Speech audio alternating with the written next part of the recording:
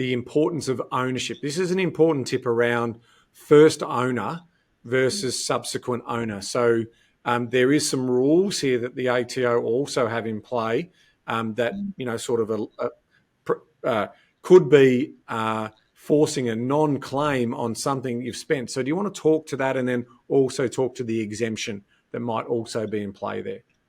Yeah, well, this is another reason why you want the insurance company to put that kitchen back in. You don't want to do it yourself. So if it's second-hand plant and equipment, you can't depreciate it. So it just goes on your cost base for capital gains tax purposes. Now, to define second-hand, so it's got to be first used from brand new to produce income.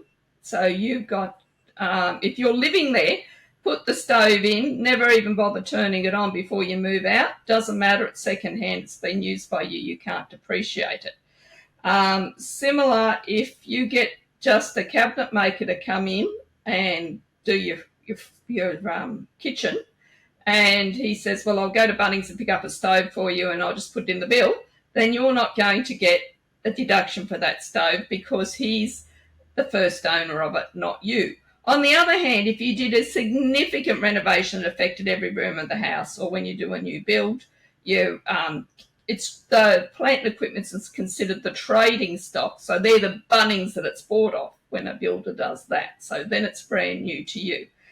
And there's I think you like this one, the little trick that a property developer develops a property, gets a certificate of completion, and rents the property out while they're trying to sell it, and they sell it in less than 6 months. Well, then, believe it or not, contrary to everything else I've just told you, that plant and equipment's still brand new because the builder still owned it, and they didn't hold it. Has been less than 6 months since the building was completed. So go figure. It's just designed to catch the little person, isn't it? That's what I love about you, Julia. And you wonder why so many claims are wrong. Look, I love that about the nuance that you know about those little sort of situations and the rulings. We're talking about rulings that set up how we're guided in terms of what's deductible and what's not deductible. So, that's why, you're our chief tax advisor in that particular sense, because you understand all of those little nuances. I think so let's go back to that first ownership thing. That's really important. So if you say to the tradie, go off and buy it, you need to go and buy that, those components if you're doing a small reno or a small fix-up. Don't get the tradie to buy it on your behalf. Even if they can potentially get a better deal for you, get them to get an invoice in your name and you pay for it direct. So you become the first owner of that good, not the second or subsequent owner of that good.